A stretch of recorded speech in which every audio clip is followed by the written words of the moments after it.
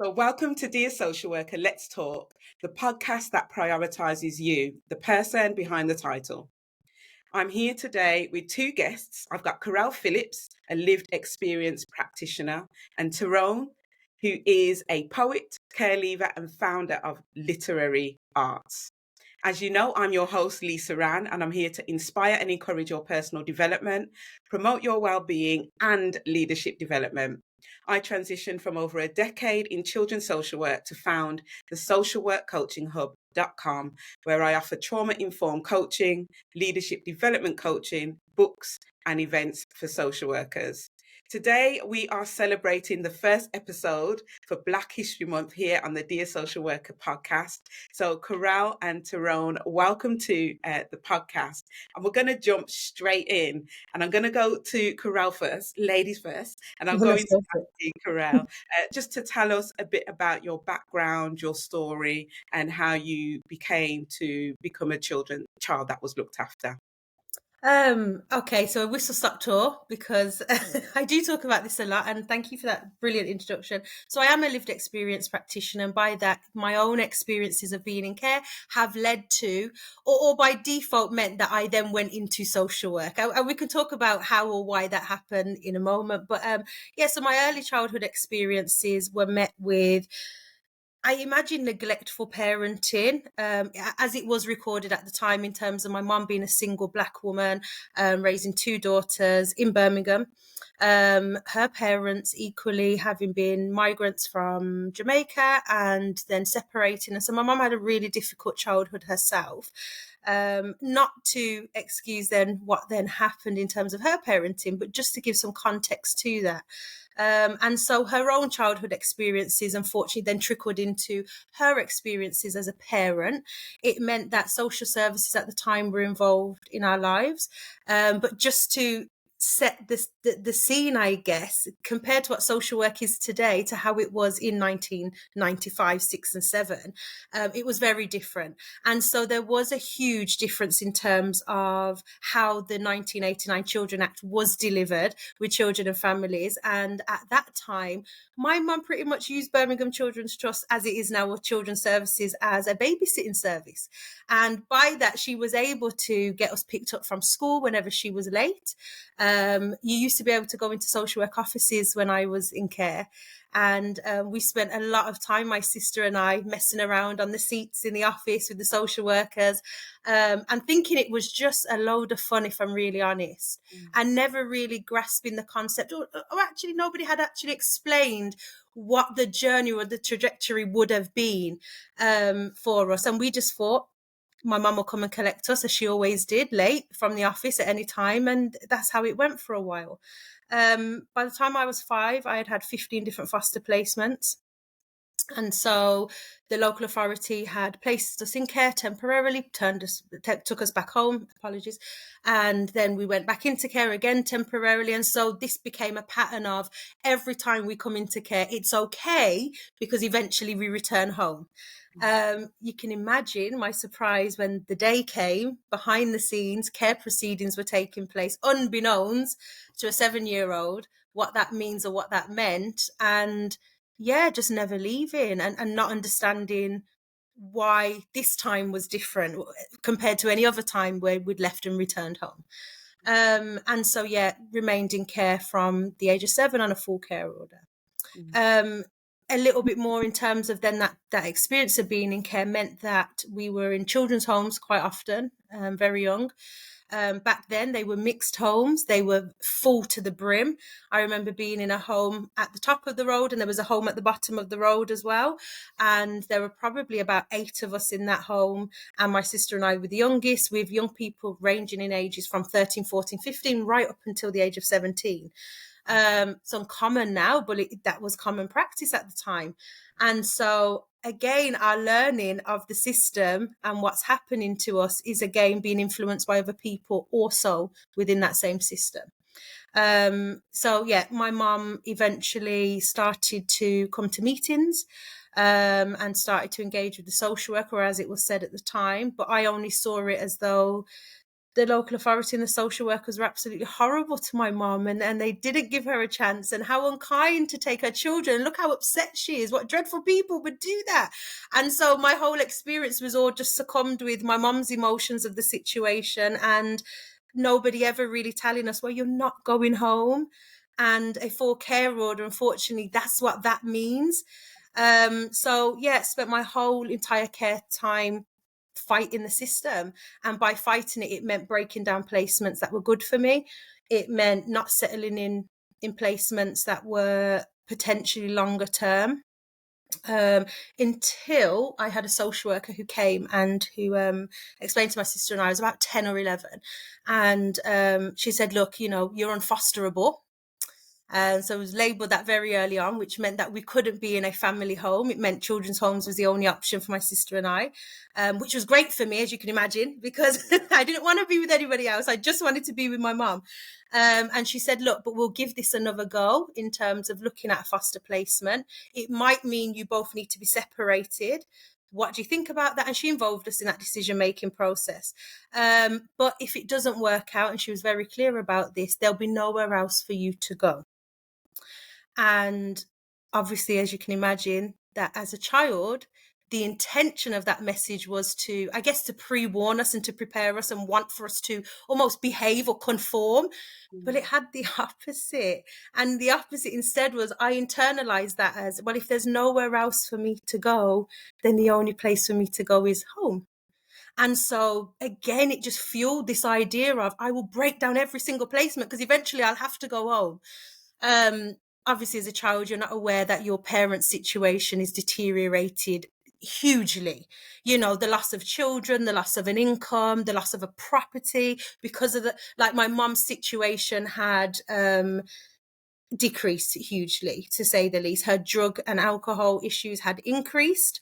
Her involvement in crime subsequently increased. And so she was never, ever going to be in a position where she could help or have us back home. Karylle, I'm going to ask Ty'Rone the same Go question. Go for it. I'm going to, I know Ty'Rone, welcome back to the podcast. He was our guest last week. I know you're going to briefly explain how you came to be a child that was looked after, but also sharing some of those experiences whilst you were in care, as Karylle has kind of given an overview of that as well. Okay, yeah. So, almost, these stories, especially when you're Black, kind of cross over in certain ways. So I myself was an immigrant. I came from Jamaica in 1997. Typical story, streets are paved with gold over in England, opportunities, money grows on trees, all of this. My mum was under the impression that I'd be going back home to spend the summers back in Jamaica. And that just didn't happen. It just became almost like a hostage situation, to be honest, with the family member that I was living with.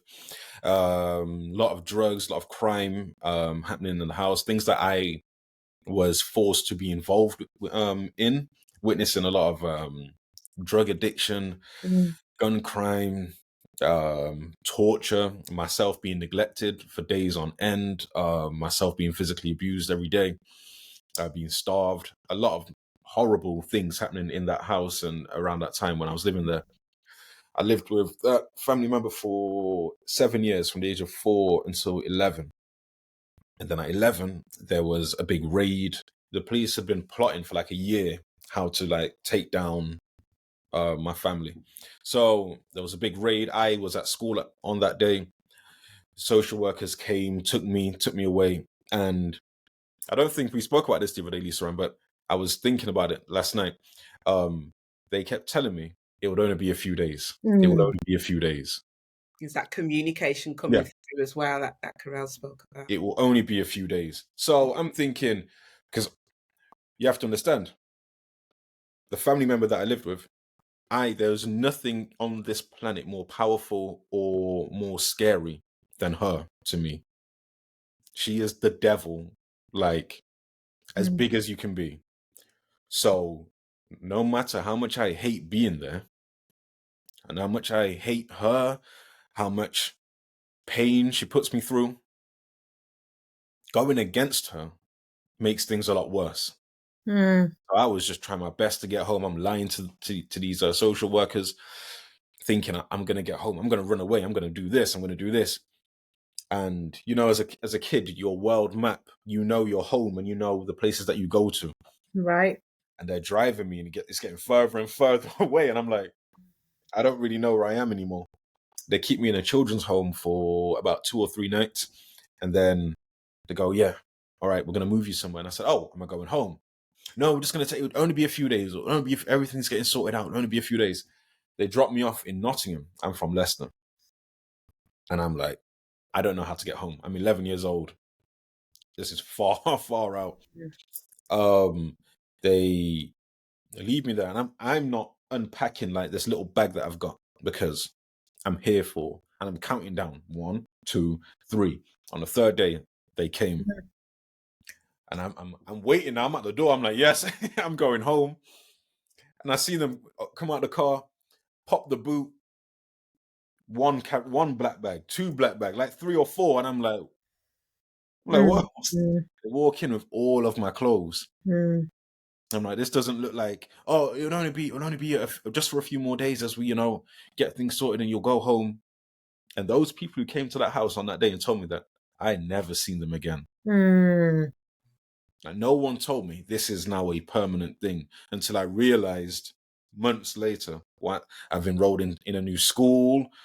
I'm like, wait. This feels like it. So Ty'Rone, yes, I mean, can I ask you, Ty'Rone, in that process, because I know you were talking to your mum whilst you were living with aunt and family. Was your mum, did you have any contact with your mum during that time, particularly when you said they came with basically all your stuff? No, so I had contact the day I had social care involvement. When they took me from the school, I was on the phone to my mum. And now the story is that I was told to tell people, because I'm an immigrant and my immigrant status means that I could be deported at any moment. I was told to tell people that I have to live with this family member because there's no one else for me to live with, because my mum died in a car crash in Jamaica. So my mum's dead. To the world, I'm telling everyone my mum's dead. My head teacher puts her on the phone and I'm like, she's dead. So I spoke to her on that day and she's saying, no, this is happening. Police are involved. This is all going on. You'll be okay. And in the process of a few nights in the care home, the first few nights at my foster carer's home, you know, I wasn't speaking to anybody. And then they just didn't leave. And then maybe a couple of weeks after we started, my foster carer started getting these, you know, the £5 call home cards, and I'll sit down on Sundays and I'll have like 40 minutes weekly to speak to my mum. Yeah. What was that experience like for you, being able to, you know, be in touch with family, particularly as your mum was abroad? Honestly, I didn't appreciate it at the time. I hated it because my foster carer would like lurk around. I wanted to speak to my mum privately. You have to understand as well where I came from, the kind of household that I hope I've painted the picture enough for you. I was sworn to secrecy. Everything that happens inside that house, that happens with my family, no one knows. I don't tell anybody. I don't tell a soul anything that's going on. Now I'm trying to speak to my mum about things that are happening, and this lady's just kind of just like making herself cups of tea over and over. And I'm counting. I'm like, you can't drink 5. That's too much. Like, this is not real. So I can't really even speak to my mother in the way that I wanted to speak to her. It wasn't until I was 11. It wasn't until I remember it was December 2009. I was 16. I got a laptop and I'll go upstairs and me and my mum would Skype. And then finally, after years, we were speaking freely, because before it was just pleasantries. Oh, how are you? Da, da, da. It was, I wish I was allowed to have private conversations with my mother, because our relationship would have developed a lot more. Thank you both for sharing your experiences. I think the listeners will be listening intently now to be listening to hear what has been your experience being a Black child in care in Britain. So Karylle, should we come back to you, and I'll ask the question, what are some of your top two kind of most memorable experiences?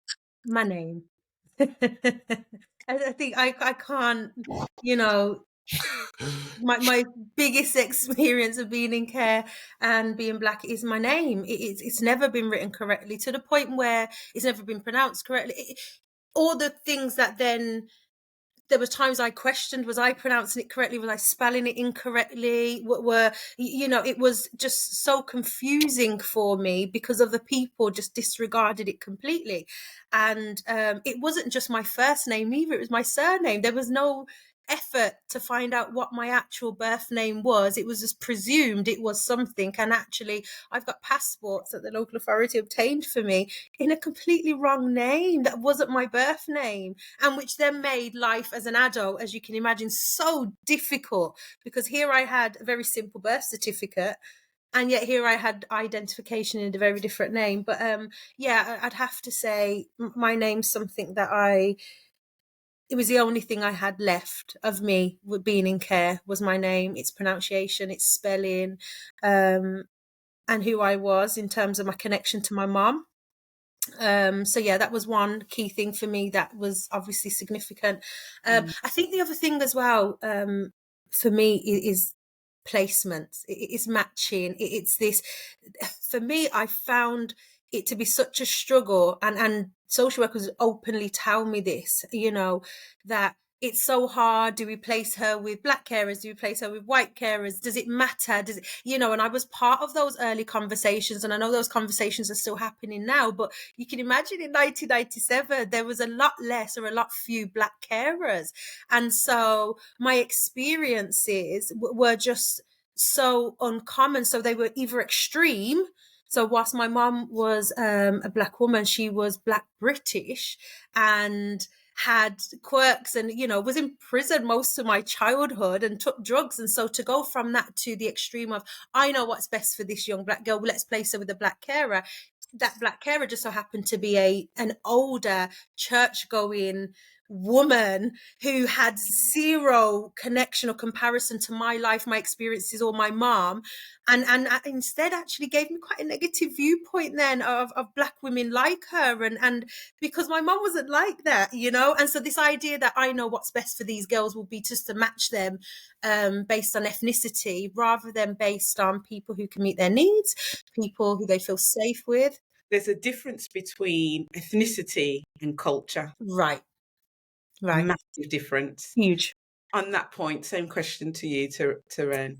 Sorry, you see me nodding. Listen, I don't want to mispronounce your name. Karylle. The same thing.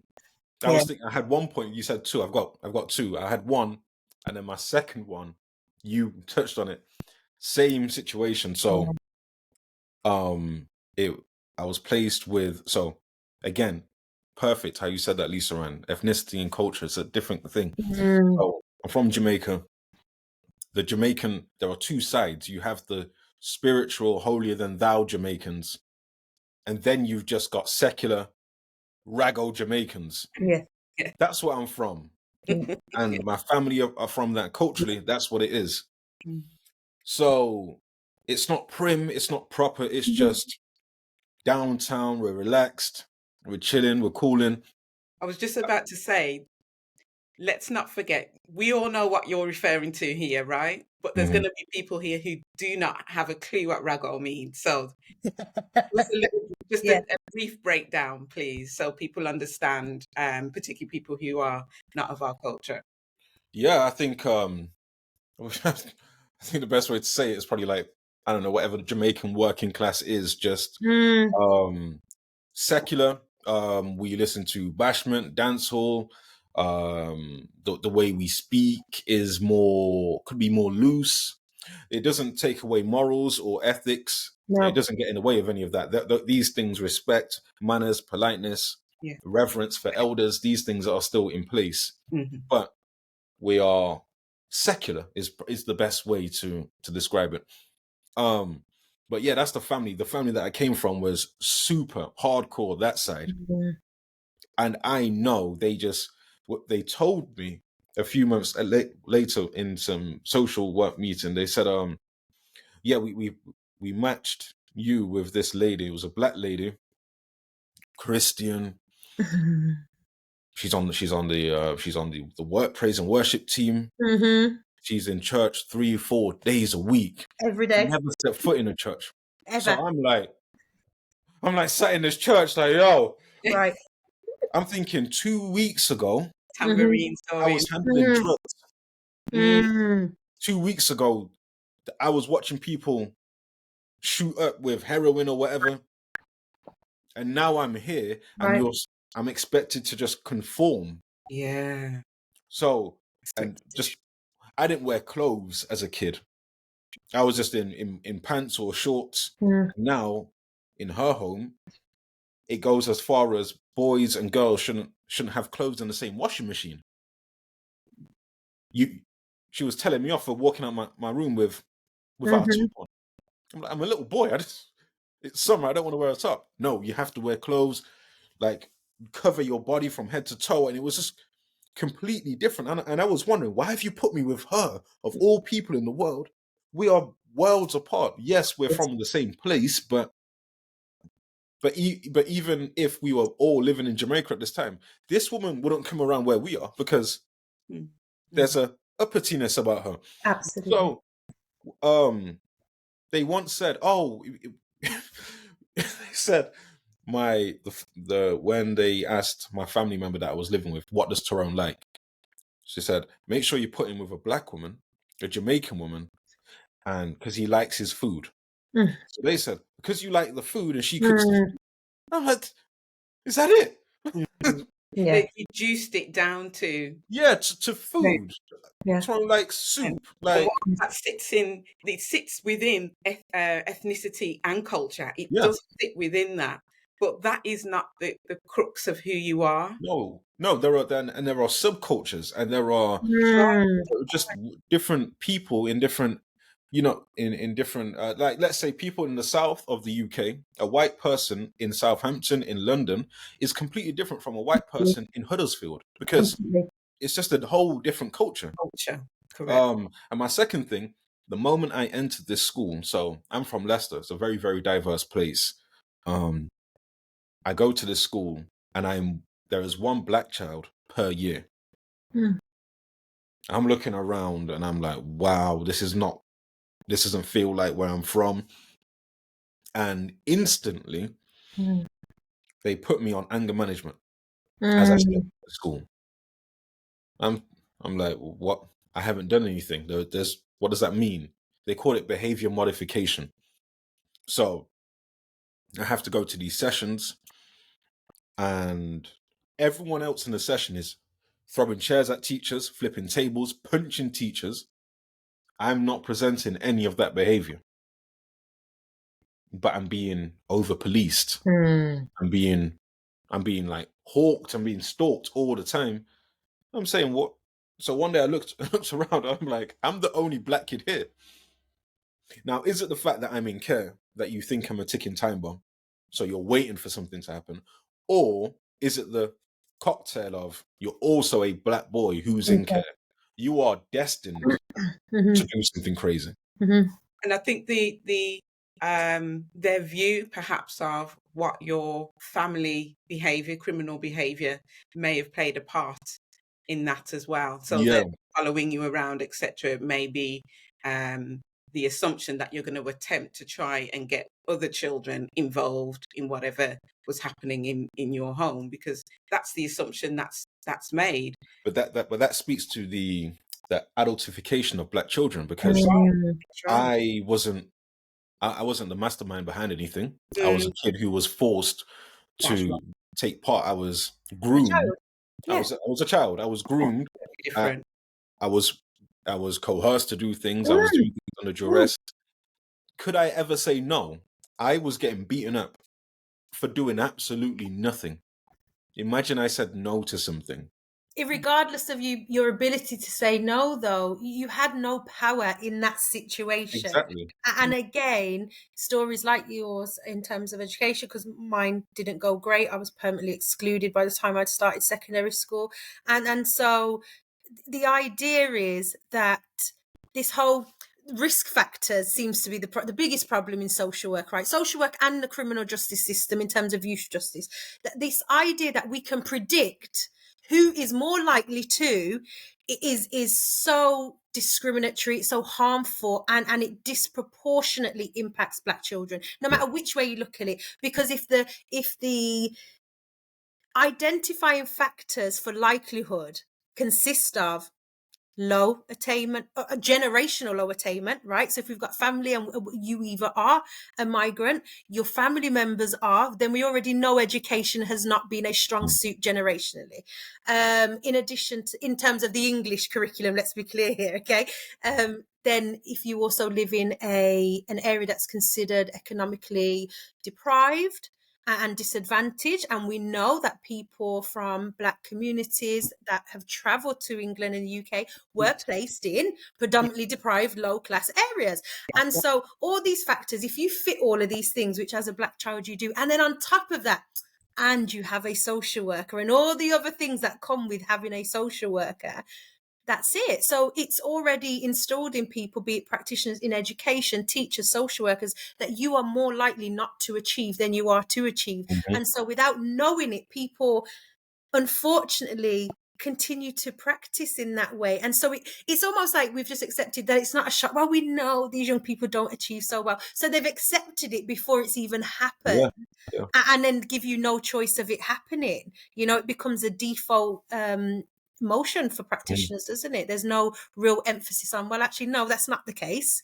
And we won't let that be the case. Yeah. And we'll make sure that that isn't the case. Yeah, it's having that fight back, isn't it? To say, no, this child here, we're working on this child here to make sure they achieve. We're going to be there. We're going to support them. We're going to stretch them, push them to be the best that they can be. And having that mindset at the outset would make all the difference. On this note, go on to Can I just add one more thing? Go ahead. To these things. So when I was, when I left care and I was at uni, I would have pathway meetings with a social worker, and this is just, I think this is it happens to, it comes from the school of thought of Black people all looking the same. So there's a different conversation there. So there was a moment, I'm speaking with my social worker, and she's telling me that, oh, you know, have you thought about accessing like counseling or mental health services? And I'm saying no, and I'm just really being like hard and rigid. No, I'll be all right. I'm tough. I can go through it. And she's saying, yeah, but there were so many things like that you experienced. And she was like, I was looking through your report, you're looking through your file, and she mentioned something. And I was like, that's not me. And she went, what? And I was like, that didn't happen. I was like, I'm telling you, as a fact, I know that didn't happen. You're not talking about me. And she said, no, that's definitely in your file. I haven't accessed my file yet, but she said, that's in your file. And I was like, and she like read it, Black boy, this, that. And I was like, that's somebody else. Interesting. Would that happen to anyone else? I don't know. Possibly, but we are overrepresented Black people when things are happening. Yeah, absolutely. Yeah. Agree. On that note, we're approaching the end, but don't go yet. If you are listening, don't forget that you can interact with this podcast on Spotify. You can leave a voice message with a comment or a question, and you can get in contact with me directly because we are going to be celebrating Black History Month all month for the month of October. So if there's anything you want us to discuss, any questions you want our guests to answer, please leave a message on Spotify and we will answer that for you. Solutions, Karylle and Ty'Rone. If you could both give me 2 tips each for social workers who are, I think the main theme that's coming out of this is around the placement. It being the right placement, the right match, not just because both the carer and the child is Black. You know, how does that play out in everyday life? Do they go to church? Is it Christian, Catholic, or Muslim? You know, all of these nuances that make up the identity of a person, it matters. Because you Absolutely. both express that you've been at placements and they weren't a good match. They were just the same race as you, perhaps from the same country as your families, but that doesn't mean that you practice the same thing and you have the same culture. We may even eat the same foods, but as you say, going to church 3-4 times a week is very different from where you've come from. And my thought goes towards, well, what was the conversation between the social worker and the carer around how they were going to support you through that process? Because as you said, 2 weeks ago, you were selling drugs. You were watching people take drugs. So it's a far cry from where you came from to where you are, albeit the idea is that you're in a safe place and that the idea is that you'll have better outcomes. However, we know disproportionately Black children in care, that doesn't happen. And I think a large proportion of that is linked to these nuances that are linked to culture directly rather than ethnicity. So on that note, Karylle, briefly, 2 tips that you would give to social workers who are listening. I think the main one has to be thinking about contemporary issues right now. So thinking about youth violence. And I think we have to continue to have this conversation, especially when we think about race, ethnicity, etc., just purely because of what the media and what we know in terms of risk factors and all these kinds of things. And so my tip would be to social workers, think about children. Let's forget in terms of, but they're young people, they're children, okay? Think in terms of Black children, think in terms of their holistically. We're trained to think holistically as social workers, but I really want to encourage social workers to do that with Black children in terms of thinking about the language we're using, whether it be victim or perpetrator, whether it be youth or gang affiliated, just really be mindful about that. Because if you don't have proof or evidence, and you're basing that on the idea that they are a group of Black boys and that is enough for you to intervene or interject, remember that the idea of social work and the basis of social work, intervention is just as harmful as non-intervention 9 times out of 10. And so the idea that you can swoop in and save this is not always the key, but how we do it in terms of how we identify our young people and children that we work with and the language we use is what will make the difference. Thank you. Thank you. Be really mindful. That's really helpful. Ty'Rone? Yeah, I think what Karylle's saying is really great. How to add to that, I think in terms of proper matching of children, there needs to be some form of body that sits outside of local authorities, which is almost like a Black fostering, I don't know what the word will be, but some form of body that consults for local authorities and IFAs around the country when it comes on to that minimum standard, that national minimum standard 2, about meeting cultural, promoting identity and cultural significance or whatever. Like, because people just go, yeah, black, yeah, that works. It's like, no, pull that back. That's not how that works at all. So I think there needs to be something around that, which is like a body that just works as a consultant agency when it comes on to proper matching. And also, I think that we need to have an honest drive for an uptake in Black foster carers. And I don't think when I look, because I work with local authorities and I'm on their websites like all day, every day, and I go, oh, this is a terrible advert for Black people to come and just like, we can see you're fishing. We can see that you're not really trying here. I think it needs to probably be people like ourselves to explain, in ways that we understand the cultural codes and understand how we speak to one another, for them to understand that how they can, help these children. Because if there are more of us fostering, people like ourselves have better outcomes. Absolutely. Because there are more options for us to be with. But as Black people in the Western world, but let's speak to the UK specifically, when you're dealing with the state, and the state represents the transatlantic slave trade, which goes down to institutions of education, police, courts, hospitals. Yeah. We are not favored in any of those places. Absolutely not. We're not favored to a jury of our peers. We don't have peers in that jury.